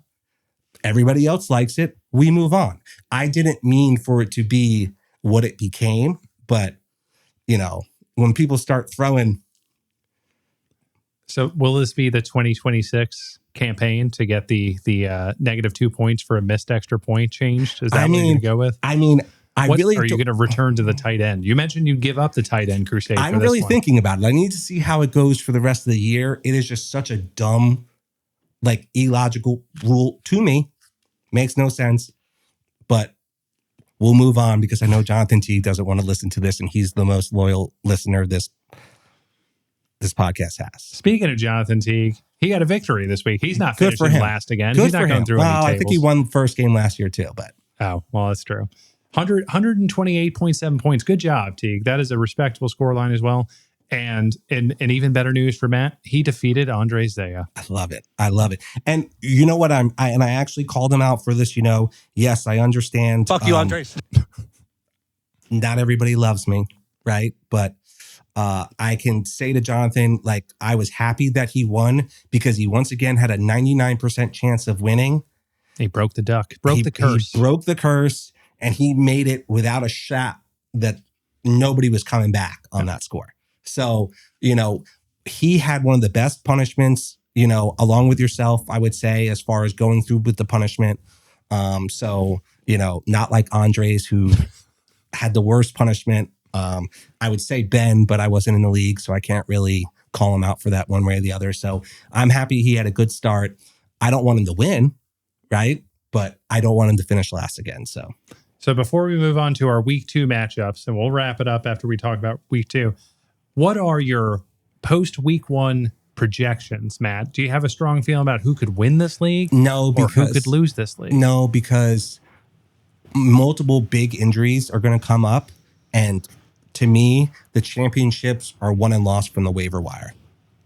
I mean, you almost won picking up Jared Goff, who had been passed around by everybody, right? It took you picked him up mid-season. You probably dropped him again. You picked him up again. Champions are won on the waiver wire, in my opinion. You don't draft a team and ride that all the way to the end and win a championship. Okay, so you don't even want to make it just a guess? I think one game is there's no telling. Week 4, week 5, you can kind of see how things are shaping up. All right, I'll throw one out there. I TJ's team, it looks like it could be scary. Yeah, Fagan too. They can, Yeah, Fagan as well. Who can stay healthy, right? So I'll pick. We'll compare our predictions towards the end of the year. I'm going to go with TJ Cohn winning the league this year, being the second just like 2-time champion. Sucking up. I'm sucking up? Yeah. I feel like you're normally the TJ Cohn suck up. I'm winning. I don't think you're going to win. I'm winning. I think you'll have a good team. I think you'll make playoffs. But even if I don't win, if I'm going to say who's winning, I'm going to say myself. Fair enough. And I'm going to go for our loser projection. Man, I really don't want to lose this year. And I'm worried about it. I think you're too dialed in. I think you're too dialed in to have the seasons that you had your first 2 years, which one of them being last place. I mean, you had no shot. If we should have made you ineligible to being last place. I mean, not to say that, you didn't really know that much about football. Is that fair to say? Yeah, that's fair. So it wasn't really fair to say, hey, this is American football, So can you make me ineligible this year? Because I don't want to do Zumba. That's going to be the worst punishment ever. I mean, again, if everybody's cool with it, I think they're, Oh, I think you don't like the Zumba punishment? No, I think that's a great one. Maybe I need to hear it more fleshed out what it fully is. But is it like 5 minutes? Is it like 2 songs? Is what I heard at the combine. Is that the loser this year has to go to City Center, has to get on stage, and has to be the lead dancer. Have you ever seen any videos of Allison doing this? Yes, yeah. Yeah, but she's like, in a good way, she's a nutcase, right? She's like all over the stage. She's very energetic. She's dressed for the part. She's got on like the 80s garb with the bright colors and all that sort of stuff. So you've got to be center stage. You got to be clapping the hands, getting the crowd going. You got to be wearing the 80s, whatever, the Fresh Prince of Bel-Air hat, all that sort of stuff. You got to look like a Zumba person, and you got to do 2 songs like that, leading the crowd. It is a fine idea. It's not like going through a door, or it's not like a prolonged punishment like it would be in a dress going through an 18-round caddying for somebody for the winner. This 18-round, you've brought this up every year. This one there's no spice to that. There's no nuance to it. You're just carrying clubs. It's a very popular idea. The last couple of years, a lot of people have done it. You're in a dress. You're getting videotaped for 2-3 hours, and part of it is fun, but you're dressed like, I think that's better than what's the Zumba going to be? 5 to 7 minutes? You got to wear a dress in this? In your scenario? Yeah. Hey now. You've set off the woke alarm there. Well, Matt. We can't be doing that. I didn't say you have to pretend to be a woman. You just have to wear a dress. I feel like that's even that's even worse. Am I a DEI hire? I like the Zumba. I'm still, if I win the league this year, that's going to be my punishment suggestion for the following year, is going to be the stand-up comedy bit. I think we need to make that happen. I think that would be a good one. That is, even though that's short, that is that's like the thing with Jon going through the door was perfect. What you had to do, if you said, hey, Jon, you have to go stand on a corner for 5 minutes, 7 minutes, it wouldn't be that big of a deal. The fact of yours wasn't so spicy. It was just like a prolonged humiliation. That's what the dress caddying for somebody would be to me. That doesn't seem like that much of a humiliation for that long, or like that scary or that bad. Could you imagine having to get up for 5 minutes and doing a comedy set? Yeah, it'd be brutal. That would be horrible, right? That would be like going through a door. Yeah. All right, let's move on here. We've covered our winners for the week. Just to recap that, so our winners this week were TJ, Robbie, Teague, Fagan, Arts, and Chrisman. Losers, Frankel with the second highest points of the week. That is rough. I do actually truly feel for you on that one. To put up that many points and lose, that sucks. Mr. Frankel, Ben Sapfield, Andres, Josh. I also lost, and Chris Lip with the lowest points of the week. Sorry about that, Chris. Quite a fall from the number one power draft ranking all the way down to 63 points. Lip had the lowest point, 63. TJ had the highest with 159.3. And then we had that fun fact of Frankel having the second highest points of the week, but still losing. Our week one pickups, to go through those real quick, it seems like the hot commodity this week was Hollywood Brown. Chiefs? I don't even know where the hell this guy is. Yeah. Chiefs wide receiver. Crispin paid $13 for him. Which is not bad. That's a good price. Crispin had 3 big purchases. He bought a linebacker. Here you go. Here's a name I don't want to pronounce. Foyesade Olaquan. He's great. Okay. He paid $6 for a linebacker? Yeah, for Jaguars. He's normally a top 5 by the end of the year linebacker. All right. And then Crispin also paid $4 for the Rams defense, which seems a little bit... I think it's kind of like, who cares about the money at the end if you're in last place? Yeah. And $4 for a defense who realistically... After 1 week? Realistically, he could probably play them for a couple weeks if they're good. It could, if he cuts them next week, then it's probably not the best move, right? But $4, and if they make him most of the season or 4 to 5 weeks, it's worth $4. Our second highest spend of the week came courtesy of Mr. Matt Frankel. Yeah. Harold Fannin Jr. This is listening to the hype and see what happens, right? And I knew I couldn't just do like $2 or $3, and maybe I was wrong, but considering we have 2 Browns fans in the league, if I wanted him, I wasn't going to overspend for him like something crazy, but I wanted to put him a couple bucks. Did, because nobody else put in a bid. Well, and then we'll see. I don't feel bad about that. He sounds like a lounge. They basically said, and who knows, this week could happen and everything could be changed, but he was playing all over the field, wide receiver, running back, fullback, tight end. He basically put your guy on the bench. Who's my guy? David Njoku.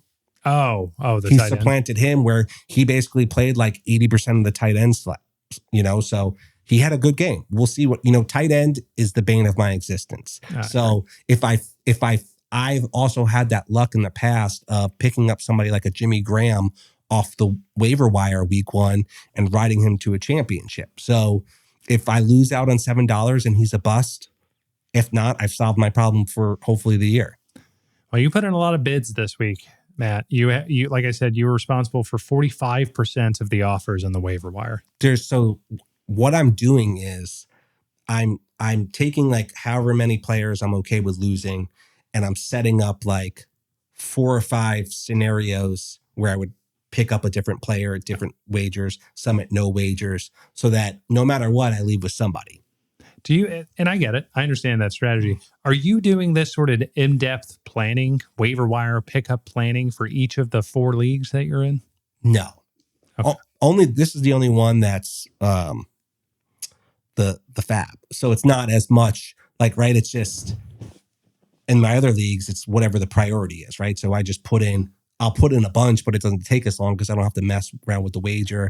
They can like, what's this person going to wager for this one? I don't want to go too high. I don't want to get too low. Like there's so much more, which I love about this league. I like my leagues being different. Like my personal league is not PPR. Like I don't want everything to be the same. I try to draft different players. Like I try to do all kinds of different stuff. So that definitely, there is some pre-planning that goes into this one, but not so much the other ones. It's a lot easier to do. I have 3 pay leagues. Those are really the ones I care the most about. I'm in 2 free ones with Abby. One is the backside of the neighborhood, the better part. We've started a new one that's free. I think at the end, whoever the loser has to put like a college football flag up or something on your house. But who's in this? This is all like the back league. This is all like the back neighborhood people. Yeah, who's that? Shelby, Avery, her husband, like all that. What's that back? Rainfall. Yeah, it's rainfall and nightfall court. Nightfall court. Yeah. Do you know who was in this? Rob, You're struggling. Catherine. Okay. There's like 14 people. There's a couple kids involved in there. And the women Tyrone and his wife. Yeah. Women and kids in this league, huh? Yeah. Well, Dom, which I've already put everybody on. Dom has joined your league. Have you not only is Dom in the league, but he absolutely debacled the draft and had 2 spots accidentally, which is why Shelby's in it. Because she had to take a spot because Dom had 2 spots in the league.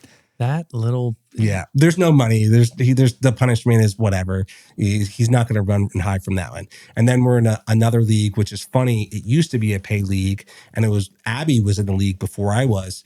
Abby's played fantasy football longer than I have, shocking enough. But this league, people have dropped out. I don't even know why we still play it. There's literally bots in this league. Random people. Do you know you can like open up your league to the public if you wasn't full? And there's been guys in this league for like 8 or 9 years who are just randos who join the league, and they've just stuck with this free league in Yahoo. It's kind of cool. Do you ever talk to them? Is like no, a league the chat? one guy used to start a little bit in like the draft and during games, but he's like, I can't deal with this Matt Frankel guy. No, I don't talk about. I don't talk about the rules. I don't say anything in that. If there's no money involved, I'm lucky if I even check that lineup. All right, let's go with the week 2 scoreboard here. The week 2 matchups. I want your predictions for each match. Give us some color commentary on what you think is going to happen. First match next week, it's me v. Ben. What do you think is going to happen there? Who's going to win? I think Ben's. Ben's got me. Yeah, I just think I'm going 0-2. Huh? I think, I don't know about Bo Nix. Jaden Daniels is a problem. I think he's going to have a good week. I think on paper he's got a better team right now. I'm very confused right now. Why does it say that his projected leaders are Jaden Daniels and it's Justin just saying Fields? the top scorers on the team? Oh, I see. I've got 2 quarterbacks on there as well. All right, correct. sorry. All right, so you think Ben's got me next week? Well, that's disappointing. ESPN disagrees. They think I got a 2-point spread on him. How many times was John 99%? Yeah, no, that's fair. And what did they say TJ was ranked? Yeah, 12th, and he destroyed everybody. All right, so you got Ben with a victory. That'll put Ben at 1-1, and I'll be 0-2. That's not going to be a good start for me. Next matchup, we got Michael Chrisman versus our friend Josh Perez. I got Josh. I think he got screwed. He coached himself out of a victory. I don't really think we touched on that. He made a move for defense super late, maybe the morning of, maybe the day before, where he dropped his defense, picked up another defense. The defense he dropped got 11 points. The defense he put in got -7. And I think he lost.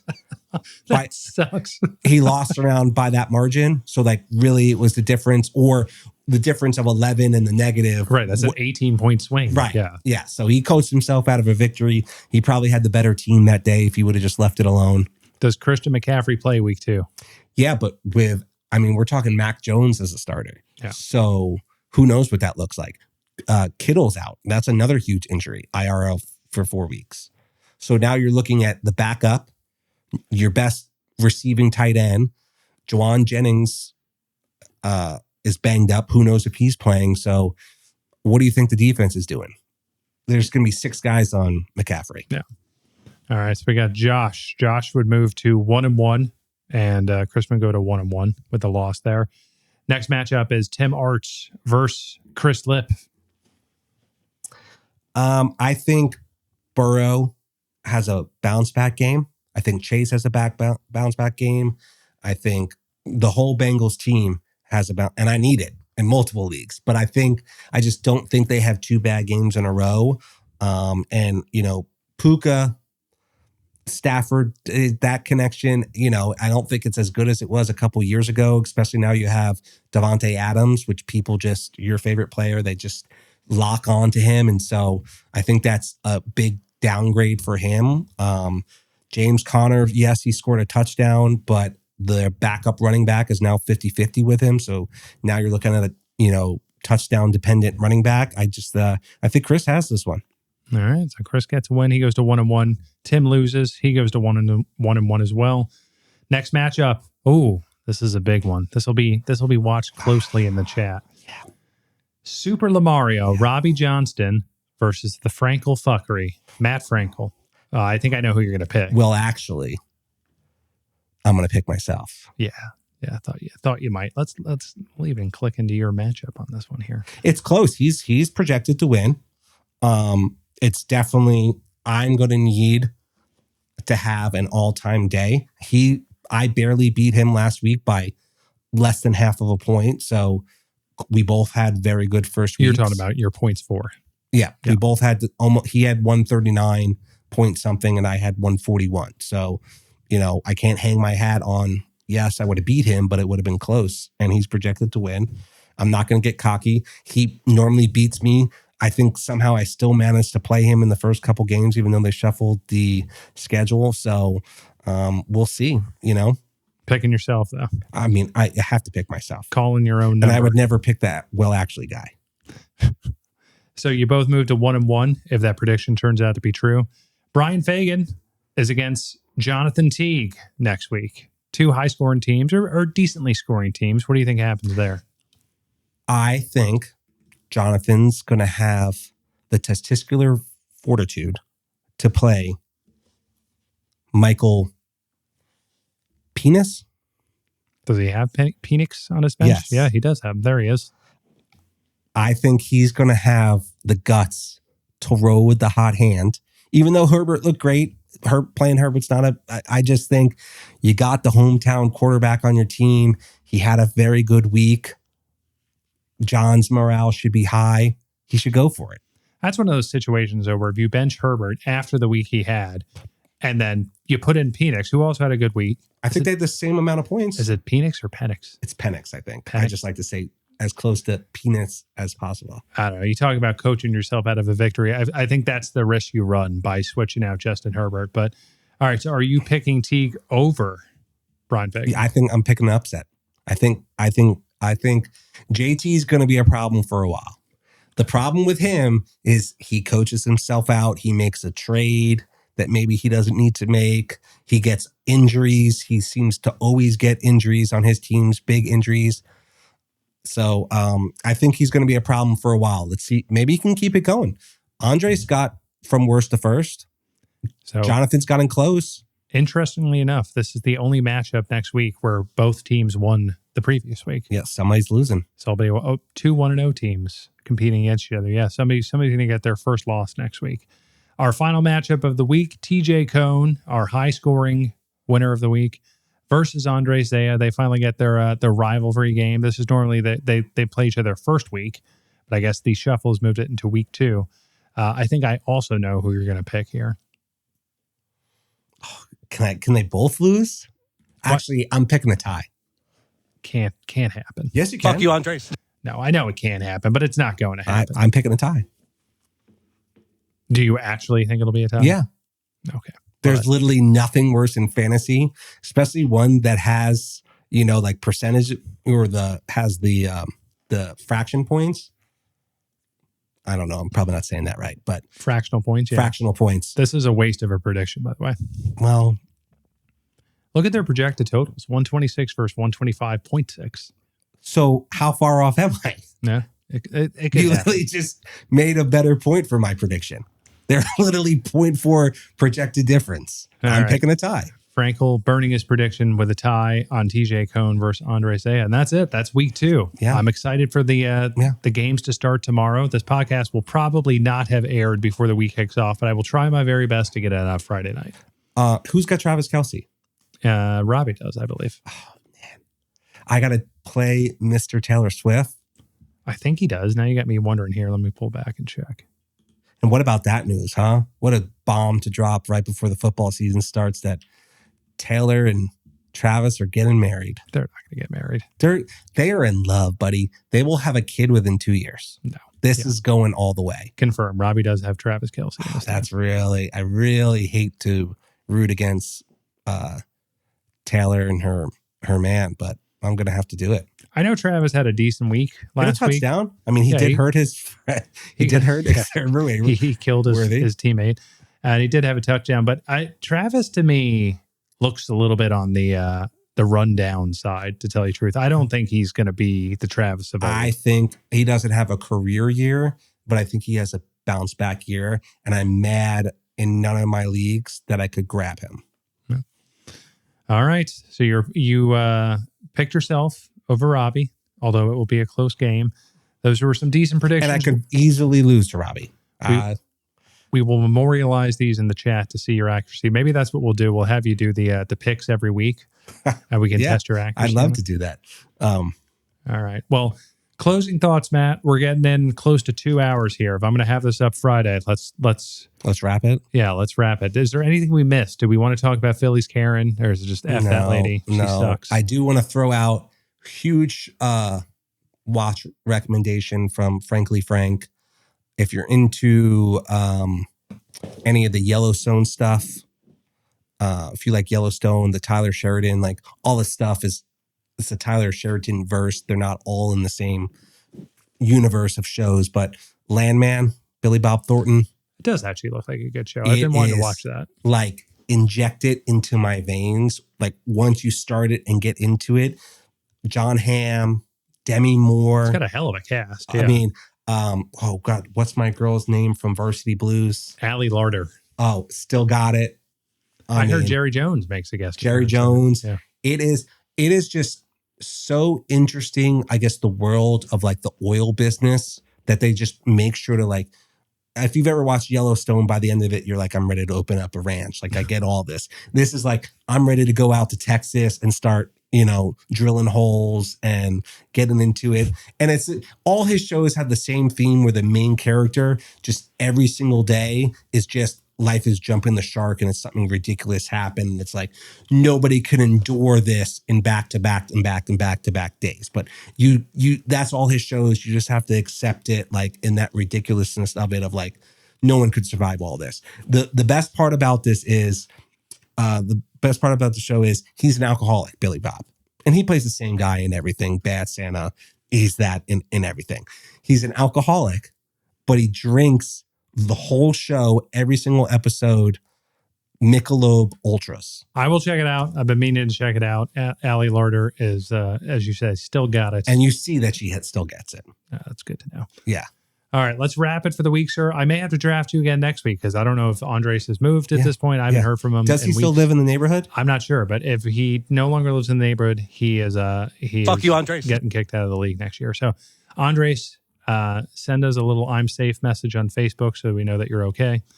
And that's it for episode 20 of The Wrong Way Round. Shout out to the number one fan. Your dumb buddy T-Bird. Yeah, how is Chainmail? Is he doing all right?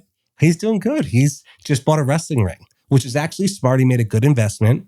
He probably pays X amount of money if he does a show. He's got to, get a ring. There's all that. Get it there. Get all this stuff. He bought a ring. He's making like $500 a month payments or something, but like he would spend way more than that just to rent a ring once. And so it will probably be paid off in a year or two. And then he'll just have a ring he can bring.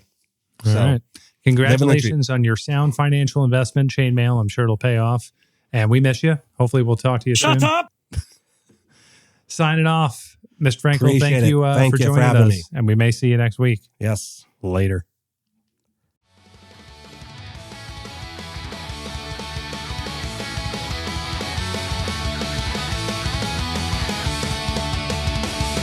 Somewhere in this town there's a man